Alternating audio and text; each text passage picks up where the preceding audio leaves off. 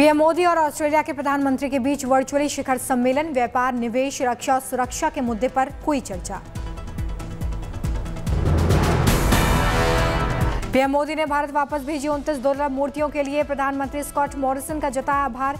Australia महिला cricket team को भी विश्व कप के लिए प्रधानमंत्री ने शुभकामनाएं दी। प्राचीन भारतीय कलाकृतियों को लौटाने की पहल के लिए मैं आपको विशेष रूप से धन्यवाद देना चाहता हूं। क्रिकेट वर्ल्ड कप में ऑस्ट्रेलिया की महिला क्रिकेट टीम के शानदार प्रदर्शन के लिए आपको बहुत बहुत बधाई। पीएम मोदी ने होली की शुभकामनाओं के लिए ऑस्ट्रेलिया के प्रधानमंत्री को धन्यवाद किया। इसके साथ ही ऑस्ट्रेलिया में आई बाढ़ से हुए नुकसान के लिए भारत की तरफ से संवेदनाएं व्यक्त की। नमस्कार। आपने होली की शुभकामनाएं दी, आपने चुनाव विजय की शुभकामनाएं दी, इसके लिए मैं आपका बहुत बहुत आभारी हूं। थोड़ी देर में देहरादून में बीजेपी विधायक दल की बैठक, पर्यवेक्षक राजनाथ सिंह और सह पर्यवेक्षक मीनाक्षी लेखी बैठक में शामिल होंगे। बीजेपी विधायक दल की बैठक में तय होगा मुख्यमंत्री का नाम। नाम तय होने के बाद कल हो सकता है शपथ ग्रहण। प्रोटेम स्पीकर ने नवनिर्वाचित विधायकों को दिलाई विधानसभा सदस्यता की शपथ।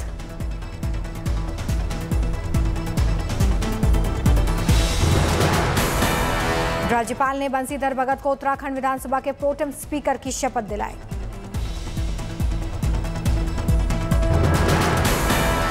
शपथ ग्रहण समारोह में कई दिग्गज नेताओं ने शिरकत की। कार्यवाहक सीएम पुष्कर सिंह धामी और मुख्य सचिव रहे मौजूद।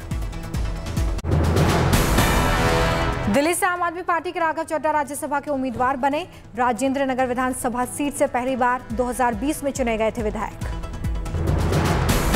35 साल की राघव चड्ढा होंगे अब तक के सबसे युवा राज्यसभा सांसद। इससे पहले 35 साल की मैरी कॉम बनी थी सबसे युवा सांसद। प्रोफेसर संदीप पाठक का नाम भी सामने आया है। राज्यसभा के लिए पंजाब से उम्मीदवार बनाए गए।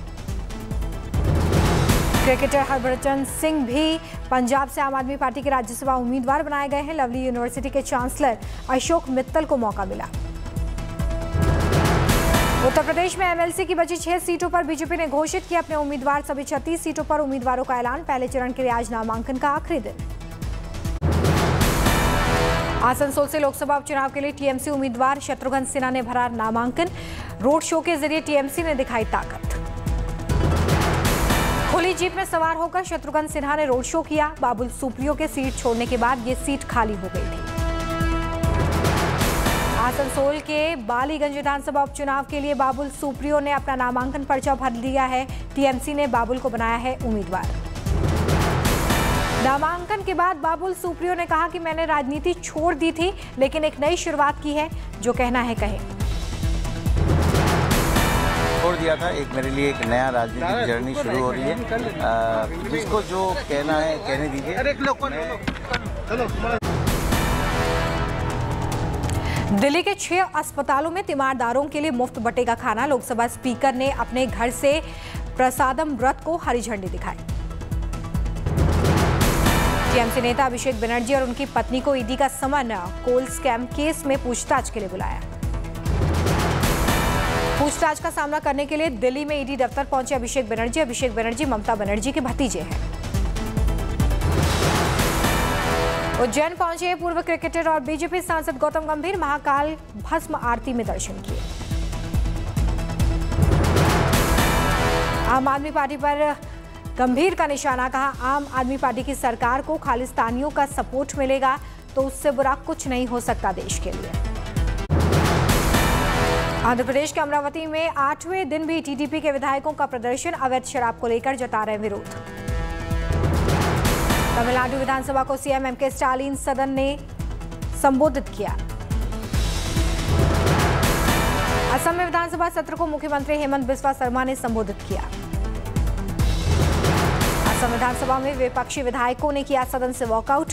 बीजेपी सरकार पर अपने विधायकों पर डराने धमकाने और लोभ देने का आरोप लगाया। कांग्रेस, एआईयूडीएफ और लेफ्ट के विधायकों ने राज्यसभा चुनाव के लिए विधायकों पर डोरे डालने का आरोप लगाया। कहा, लोकतंत्र को बचाने की अपील।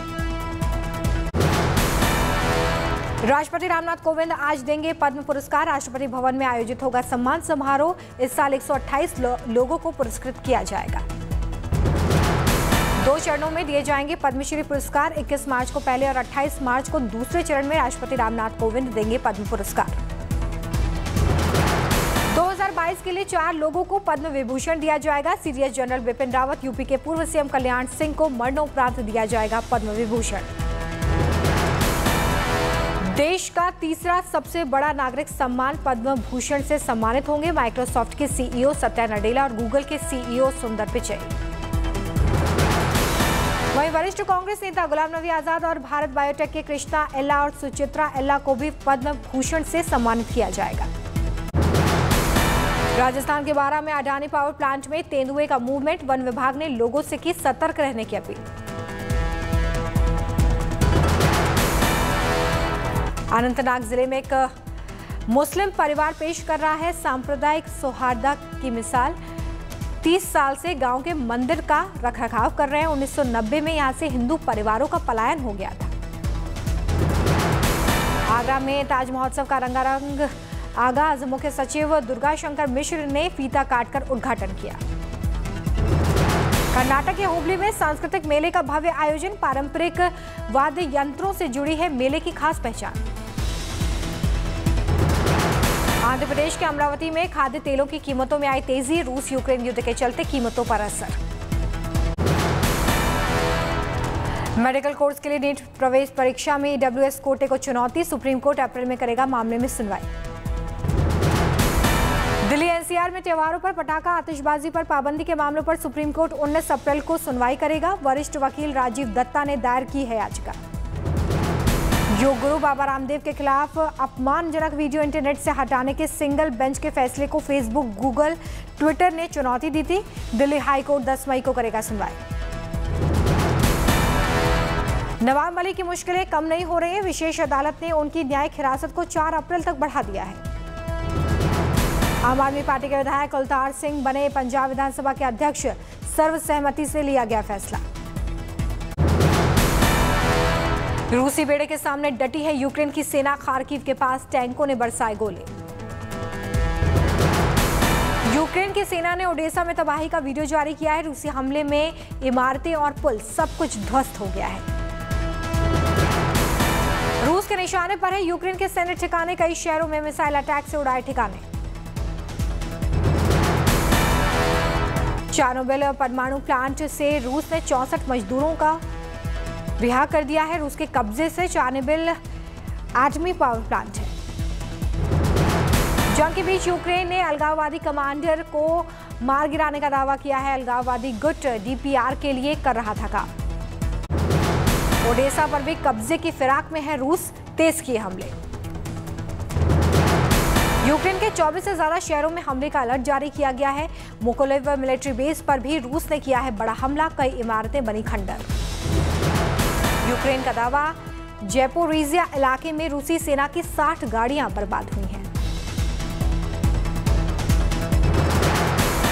गोमेल की तरफ से रूस के घायल सैनिक बसों में जाते दिखाई दिए हैं। यूक्रेन के मुताबिक अब तक करीब 2500 रूसी सैनिक के शव ले जाए गए हैं। स्विट्जरलैंड के नेताओं और लोगों को संबोधित करते हुए जेलेंस्की ने रूस पर साधा निशाना। कहा, जंग उन्हें भी तबाह कर रहा है जिन्होंने इसे शुरू किया। इस हफ्ते यूरोपियन यात्रा के बीच पोलैंड का दौरा करेंगे राष्ट्रपति बाइडेन। व्हाइट हाउस ने जारी किया बयान। यूक्रेन ने रूस के खिलाफ मांगा इजरायल का साथ। नाजी जर्मनी से की रूसी हमले की तुलना। जेलेंस्की ने रूस पर कसा तंज। कहा, रूसी सैनिक काल्पनिक नाजियों को खोजने की कोशिश कर रहे हैं। कीव में रूस की लगातार बमबारी जारी। शॉपिंग मॉल के मलबे में फंसे लोगों को राहत बचाव टीम ने बचाया। ऑस्ट्रेलिया ने यूक्रेन को राहत देने की पेशकश की है। यूक्रेन को 70,000 टन कोयला मुफ्त देगा ऑस्ट्रेलिया। यूक्रेन ने मारियोपोल में हथियार डालने से इनकार कर दिया है। रूस ने यूक्रेनी सैनिकों से आत्मसमर्पण की बात कही थी। रूस के रक्षा मंत्रालय ने जारी किया था बयान। हथियार डालने वालों को सुरक्षित निकालने की दी थी गारंटी। मारियोपोल में रूस की ओर से भारी बमबारी जारी। शहर में फंसे लोगों को दिक्कतों का करना पड़ रहा है सामना। 4 लाख से ज्यादा नागरिक अभी भी युद्ध में फंसे हुए हैं। मारियोपोल से बाहर निकलने का रास्ता तलाश रहे हैं लोग। मानवीय गलियारे को लेकर रूस यूक्रेन के बीच आरोप प्रत्यारोप का सिलसिला जारी। रूस ने की पूर्वी और पश्चिम हिस्सों को खोलने की बात। यूक्रेन में रूसी सेना के हवाई हमले की ताजा तस्वीरें आई सामने। बम बरसाते नजर आए हेलीकॉप्टर। कीव में रूस के ताबड़तोड़ हमले जारी। आग की लपटों में घिरा पोल्डिस्की जिला। रूसी बमबारी के बाद सूमी केमिकल प्लांट में एमोनियम गैस का रिसाव हो रहा है। करीब 2.5 किलोमीटर तक गैस का असर दिखाई दिया। एमोनिया गैस से बचने के लिए लोगों को शेल्टर में जाने की सलाह दी गई है। नम पट्टी नाक पर रखकर सांस लेने की हिदायत भी दी गई है। कर्नाटक में अपने गांव पहुंचा यूक्रेन में जंग के बीच जान गंवाने वाला भारतीय छात्र का शव। श्रद्धांजलि के लिए भीड़ उमड़ी। दक्षिण कोरिया के नवनिर्वाचित राष्ट्रपति रक्षा मंत्रालय में हुए शिफ्ट। यूएन ने कहा कि वर्तमान राष्ट्रपति भवन तथाकथित ब्लू हाउस। यमन के हूती विद्रोहियों ने सऊदी अरब के ऊर्जा केंद्रों पर ड्रोन और मिसाइल हमला कर दिया है। सऊदी अरब ने कहा कि कोई हताहत नहीं। ओमिक्रॉन की बढ़ोतरी को रोकने के लिए चीन में जारी की गई है कोरोना की मास टेस्टिंग। चंगचूना में स्थिति बिगड़ी है। चिली की राजधानी सैंटियागो में विरोध प्रदर्शन हो रहा है। सरकार को तानाशाह बताया गया है। स्पेन में महंगाई दर 7% से ज्यादा हो गई। हजारों लोगों ने राजधानी की सड़कों पर सरकार के खिलाफ प्रदर्शन किया है। वेलेंसिया में पारंपरिक त्योहार फेल्से फेस्टा का भारी उत्साह लोगों के अंदर देखने के लिए मिला।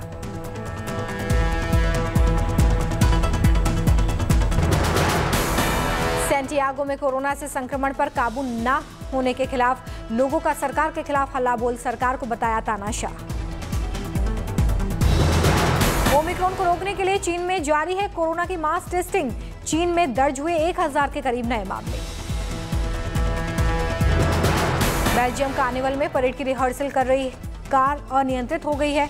पुलिस ने हमले में आतंकियों की मिलीभगत से इनकार किया। इंडोनेशियाई ग्रां प्री में राइडर मार्क की बाइक फिसल गई है। 6 बार के मोटो चैंपियन अस्पताल में भर्ती। राज्यों के वित्त मंत्री जीएसटी की अगली बैठक में 12 और 18% के स्लैब को मिलाकर 15% का एक स्लैब बनाने का सुझाव दे सकते हैं। 5% स्लैब को बढ़ाकर 8% ना करने की भी सलाह दी जा सकती है। नुकसान की भरपाई के लिए पेट्रोलियम कंपनियां डीजल की थोक बिक्री पर 28 रुपए तक का इजाफा कर चुकी है। रिटेल ग्राहकों को पुरानी कीमतों पर डीजल मिलेगा। इस बार होली पर ऑनलाइन बिक्री में 30% का इजाफा। ई कॉमर्स कंपनियों की बिक्री दिवाली से भी आगे निकली। एफएमसीजी प्रोडक्ट्स की कीमतों में जल्द ही 10 से 15% का इजाफा होने का अनुमान लगाया जा रहा है। लागत में बढ़ोतरी। सप्लाई चेन में ब्रेक के असर से बढ़ेगा रसोई का बजट। चीन और हांगकांग में कोरोना लॉकडाउन के असर से बीते एक हफ्ते में घटी कंपोनेंट्स की सप्लाई। भारतीय ऑटो और कंज्यूमर इलेक्ट्रॉनिक्स कंपनियों का घटेगा उत्पादन। बीते 1 से 1.5 महीने में स्टील की कीमतों में 25% और सीमेंट के दाम में 15% का इजाफा हुआ है। महंगाई के असर से रिटेल स्टेट सेक्टर में 5 से 10% तक का दाम बढ़ाया गया है। कोरोना काल में 50 लाख से ज्यादा कीमतों के घरों की बिक्री में हिस्सेदारी बढ़कर 60% हो गई है। सबसे ज्यादा इजाफा 1 करोड़ से ज्यादा कीमतों के घरों की बिक्री में दर्ज की गई। इलेक्ट्रिक वाहनों की लोकल मैन्युफैक्चरिंग के लिए सुजुकी 10,445 करोड़ रुपए निवेश करेगी। गुजरात में तैयार होंगे इलेक्ट्रिक व्हीकल्स और बैटरी। नितिन गडकरी ने किसानों को चीनी का उत्पादन कम करके एथेनॉल का उत्पादन बढ़ाने की सलाह दी है। कहा है कि देश की ऊर्जा जरूरतों को पूरा करने के साथ ही किसानों की आय भी बढ़ेगी। भारत ब्रॉडबैंड निगम लिमिटेड और बीएसएनएल के मर्जर की तैयारी में सरकार। बीएसएनएल के सीएमडी पीके पुरवार ने जानकारी दी। फिल्म के प्रमोशन का जरिया बना statue of unity. Director SS Rajamouli ने फिल्म आरआरआर का प्रमोशन किया। फिल्म आरआरआर के कलाकारों ने एक्टर आमिर खान से मुलाकात की है। फिल्म के बारे में चर्चा हुई। राजामौली के RRR के हिंदी वर्जन को UA सर्टिफिकेट मिला है। फिल्म 25 मार्च को रिलीज होगी। फिल्म कश्मीर फाइल्स की कमाई जल्दी 150 करोड़ के पार हो जाएगी। फिल्म ने अब तक 140 करोड़ से ज्यादा का बिजनेस किया है। मुंबई में मिस यूनिवर्स हरनाज कौर का स्वागत। हरनाज ने मुंबई के लोगों को समर्पित किया सम्मान। मुंबई में अभिनेत्री अमृता अरोड़ा अपने बेटे के साथ करीना कपूर के घर पर स्पॉट हुई हैं। करीना की बेस्ट फ्रेंड है अमृता अरोड़ा। अभिनेत्री रश्मिका मंदाना मुंबई एयरपोर्ट पर स्पॉट हुई। हैदराबाद से मुंबई लौटी। अभिनेत्री साई मंजरेकर श्रीलंका के लिए रवाना हुई हैं। मुंबई एयरपोर्ट पर फोटो खिंचवाती नजर आई। मुंबई एयरपोर्ट पर स्पॉट हुए सिंगर अर्जुन फोटो खिंचवाते नजर आए। मुंबई में फुटबॉल मैच का प्रैक्टिस करते नजर आए स्टार्स। अभिनेता ईशान खट्टर, करण वाही, सैफ के बेटे इब्राहिम अली, अभिषेक बजाज फुटबॉल खेलते नजर आए हैं।